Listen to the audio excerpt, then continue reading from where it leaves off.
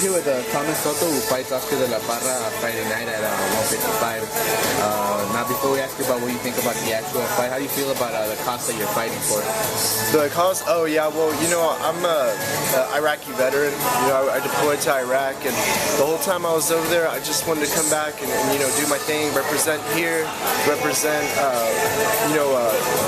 where I'm coming from, which is, you know, the military and, you know, all these guys that laid it out on the line, and some of them lost, you know, not just their lives, but some of the guys, you know, they lost parts of their body, you know, and I think that representing this cause is going to be a great thing, because it gives a little bit of maybe closure to something like that. And, I mean, that's why I like brought up around a lot of names, like Van Arsdale, what's from Lidello, Tim Kennedy's gonna come, you know. So I think that's like the reason why, because of the cost.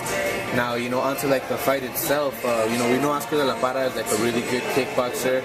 He's like the 915 MMA amateur champ at 155. Do you know anything about him, like going into the fight? Well, yeah, no, everyone's heard of Oscar around here, and you know, he's got a good name, and he stands up and he kicks a lot, and I just want to see if he can do that with me, because I don't think he can. I don't think he's going to be able to handle my takedowns. I don't think he's going to be able to handle the kind of ground game that I'm going to bring to the table, and it's going to be a real test for him. And you know, I'm coming from a striking and grappling background, so I feel very confident with this fight. All right. And well, I mean, I know you're a grappler. You know, you do that. That's mostly what you do. But just knowing what Oscar de la Parra does, did that affect the way you prepare? Like, you know, take the fight down, or did you just prepare like any other fight? Well, you know, when I found out that I was fighting Oscar, yes, I started focusing on some takedowns, a little bit of submission, more. But I mean, you know, I feel confident standing too. So I mean, it's going to be real hard for him to be able to adjust.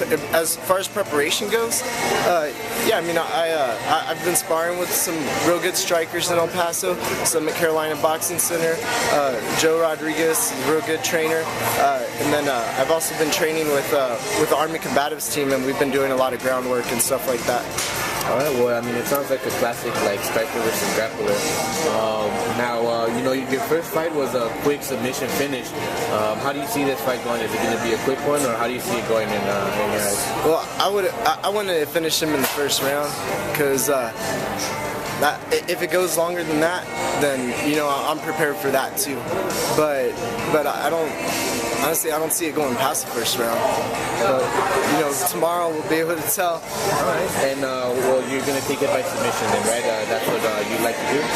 Well, sure, yeah, if it's there. If not, then, you know, I'll just pound his face in, and, you know, if he wants to stand back up, I'll take him right back down, you know, put him. All right. Well, I mean, I want to know you already defeated professionally, right? We heard more about Oscar, but we're definitely looking forward, you know, to see you guys fight. And thanks, sir. Looking to put on a good show for everybody. So appreciate you guys. Thank you. Okay. All right. Well, we're here with Oscar de la Parra, who's going to fight at 155 for the Road Warrior Championships tomorrow night. Now, how do you feel about the cause that you're fighting for?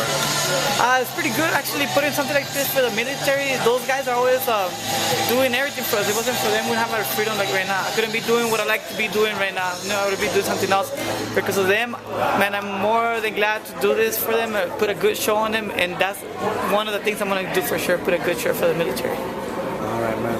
And well, we've been looking forward to this fight. You know, you left your amateur career with a bang. Now, you know, we researched your opponent. It's Thomas Soto. What is he, like 1-0 by submission? What do you know about him? The most I know about him is he's a special forces. That tells you a lot. You know, that tells you that he's mentally real strong. So he's not going to be an easy fighter. Also, I know that he's a ground guy. He's nothing but jiu-jitsu, is brown and purple belt in jiu-jitsu. So his ground is pretty solid. So I just got to be careful for him not to take me down and stuff like that.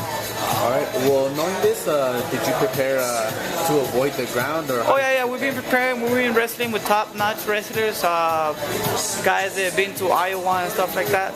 So real good wrestlers. We've been training real hard for this fight, too. Real hard, like always. All right, man. Well, last time we saw you, you had like an awesome display of kickboxing. I'm assuming, you know, that's your style, right? Is that what you're going to bring on Friday night? It might be that. Might be something different, but it will be a good fight. I'll promise you that. It'll be a good fight. And if things do go your way, how would you like the fight to end? Knockout, like always. Probably good knockout. 3-punch combination knockout, like always. All right, man. Well, you left us impressed with your last fight, and we've been looking forward to this and finally here, man. Appreciate it. Thank you very much, guys. Thank you very much, guys. Thank you.